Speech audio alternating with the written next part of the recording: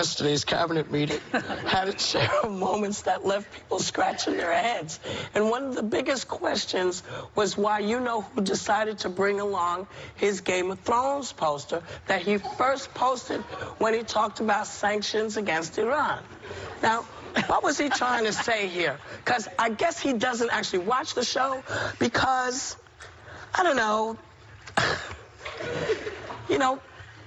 immigrants come to the wall, Yeah. But things don't go well at that wall on Game of Thrones. The wall falls. I think you should stay away from those. That's a metaphor. Yeah. That's a metaphor you should stay away from. I don't know what the point was for that. He needs the poster for All the President's Men. You know that movie? Yeah. About Watergate. That's the one. Wow. It was such a strange, we're talking about a cabinet meeting, and you have a poster of yourself, like a fictional poster of yourself, and it says sanctions are coming. Like, it was so strange to me. But I have to tell you, I read this article over our hiatus. It's a New Yorker article. I hope everyone reads it. It's called How Mark Burnett Resurrected Donald Trump as an Icon of American Success. And when I saw that poster, I started thinking about The Apprentice, because didn't it look like he was sitting at the Apprentice table, right? So it was like he was on reality television. Right. It was fascinating. Right. And this New Yorker article talked about the fact when he was on The Apprentice, he didn't prepare at all, and he didn't watch any of the show. He didn't watch any of the competition. Like the way he does the country. Like he does the country. Yeah. So yes, exactly. Yeah. So when he was on The Apprentice, he would get there in the boardroom and he would just look at the people and then just say, "You're fired." But he would just fire anybody. And then they would have to back edit the show and then just just figure out one or two things the person did wrong to justify the firing. Oh, really? Well, Yes. That's what you call ass So it was backwards. all Did you? I've fake. never Yes. watched it. It was all fake. And Mark Burnett is almost responsible for the fact that we have the president. Well, Yeah, his parents are responsible. The article's really fascinating. There's still a lot of people that are happy that he's president. I just want to. There are. I'm someone that's been very open about my political views. I'm not a full-on Trump supporter and have never been. But I always are you a like partial Trump supporter? No, what I am is I'm curious. Do you want to railroad her out of here if she I is? want the best for this country, right? Yeah. I've got two brothers, as is Megan, that are deployed. And I've got a dad who's serving the administration, and I'm someone that comes from a family of service, and so I want this country to succeed. Do you think he's done some good things? Yes, I think he does. Yeah. In his heart, I don't think he wants this country to fail. Does he treat it like a reality show? Yes. Yeah. And am Look I at the frustrated poster. almost every day at tweets and the way that he handles situations? I make that very clear on the show. But that being said, I still come in every day hoping for success for this country. Do I want the shutdown to end? Yes, because I want people to get paid. And I want our parks to be pretty again. And I want our men and women that are serving to get the treatment they deserve. And one thing I do think he's done well is given them a lot of respect. How about the lie the other day that they were going to get a 10% raise, but it's really 2.9? Respectful to the troops? I'm just saying I try and find the good in things. Yeah. I also will point out the times when I disagree, which I've done. As you know, Joy, I do that all the time on And he this has show. been really disrespectful to the generals. He said horrible things about Mattis. He said horrible things about Kelly. He said horrible things about Crystal. He's disrespectful He's been to the pretty military. disrespectful to the But military. I would come out and say all of that as well. That Game of Thrones poster, though, that doesn't... Anyone that voted for Trump, that's not going to be the reason they decide not to vote for Trump. He was the same guy when he ran for office that he is now. And maybe that is the problem. Maybe he never became presidential, and a lot of people were hoping that he would.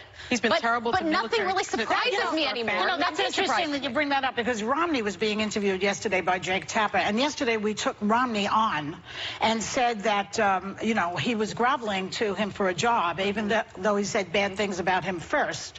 And so Jake Tapper said, well, how come, what about how we're going to believe you now? And he said, well, I was waiting for him to become presidential, just what you used to say. Well, he proved that he wasn't presidential in that Access Hollywood tape.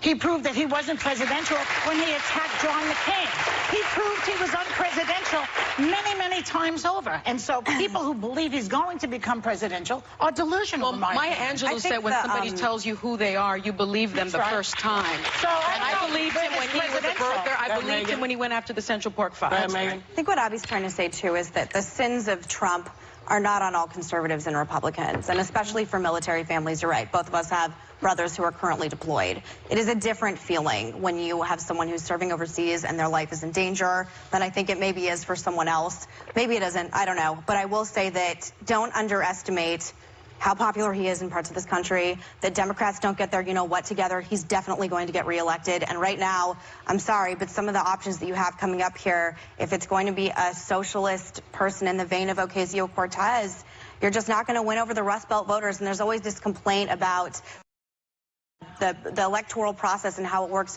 Republicans are better at winning over the states that matter in the electoral college. And if I were a Democrat, I would be looking hard at how to win over the Rust Belt going forward in the future. I'm sure Nancy Pelosi's taking that under advisement. She's got a real opportunity. Nancy Pelosi now in the leadership position. And if anything, if I were her, I would learn something from no one's going to win over a Rust Belt voter like Nancy Pelosi from San Francisco. I think Joe Biden knows how to do it. He does. Except that I just want to say, you know, people from San Francisco and California and places, a lot of them came from the Rust Belt. A lot of them started there. A lot of them started there and moved to places where they felt they could sort of spread out. So I wouldn't discount the fact that some of these folks that we may have heard things about, they might have something going for them. I kind of liked what Nancy's daughter said about her. Alexandra? Alexandra. She's a very interesting filmmaker, by the way. Yes, she's got really interesting political documentaries. Well, she basically said, listen, my mother will cut your head off and you will bleed to death before you know your head is gone. You know, like that. And the reason is she got 5 kids. She raised 5 kids, so she knows how to deal with someone who's kind of like... And her father was the mayor of Baltimore. But there were 16, I believe I have my notes, there's 16 people that were running for president that said that they wouldn't support her. There was some controversy with the Democratic Party if she was going to become leader or not. I think that a lot of the new Democrats coming in have a lot to learn. I think that, you know, everybody wants to feel like they're going to come in and make a difference. But politics, as you know, politics, you have to learn how to do this because it's a lot of moving and grooving and talking and moving around. So I'm hopeful that everybody who's coming in has a little more at stake because they're coming in elected by their people. Do you know what I mean? Right, and just a hubris with youth. So, well, youth has a lot of... So do old people. But there's disagreements in both parties right now. I mean, the Republicans are having their issues, too.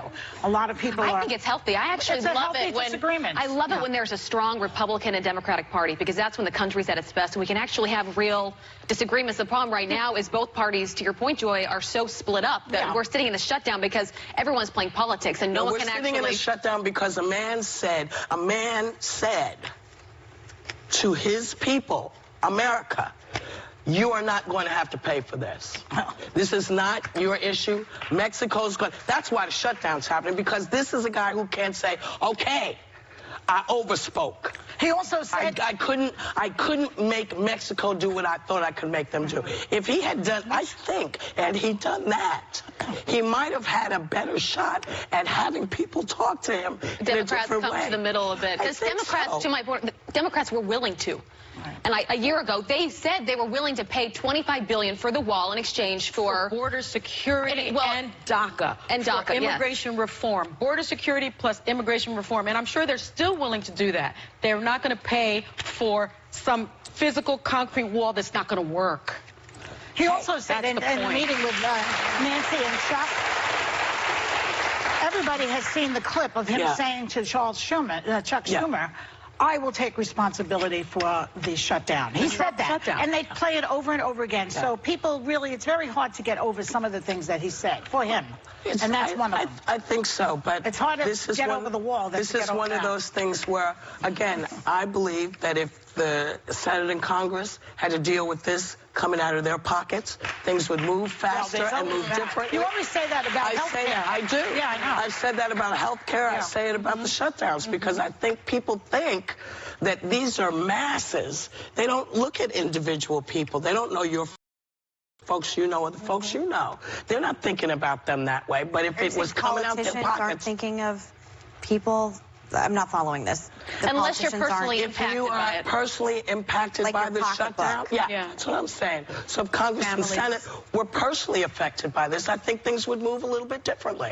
I think that the shutdown should not just come for the people, should come for the people who are supposed to represent the people. That's what I think.